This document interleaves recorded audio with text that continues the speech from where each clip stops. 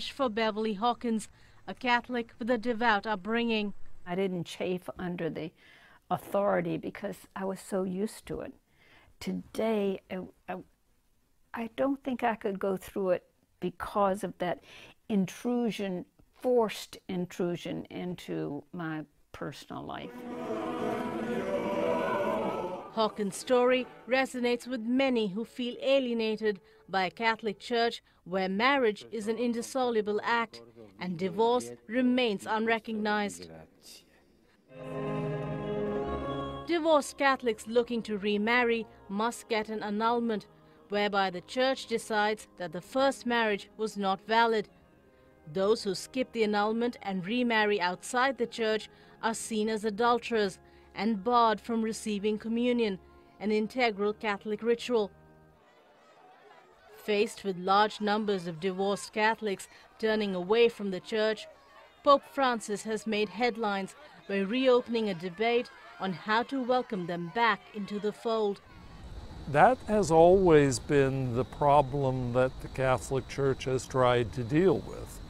How do you remain faithful to the fairly clear teaching of Jesus in the gospel, but on the other hand, reach out with compassion and understanding to people who fall short? And Francis is doing that with baby steps, telling priests in August that the divorced and civilly remarried were still welcome in the church and were never excommunicated. A month later, he simplified the annulment process, the most radical such reform in 250 years.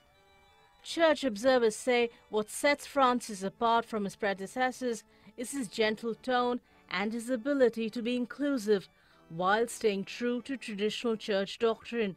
People who are gay no longer feel pushed away. People who are divorced and remarried feel there's a possibility they can join us again at the communion table. For those women who have abortions, for those women who use contraception, there's a certain sense that they're not being judged on that in the way that I think they felt they were being by other members of the hierarchy. Francis has said, let's all come together, be you perfect or not. That's the message many American Catholics hope Pope Francis will bring on his first visit to the United States, home to at least 11 million divorced Catholics. Many Catholics today feel that they don't need the authority of the Catholic Church to tell them that they have a, how shall I say, have a holy marriage or they don't have a holy marriage. I think we have learned to grow up and respect our own judgment, our relationship with God, and we know what is loving and compassionate and needed for ourselves.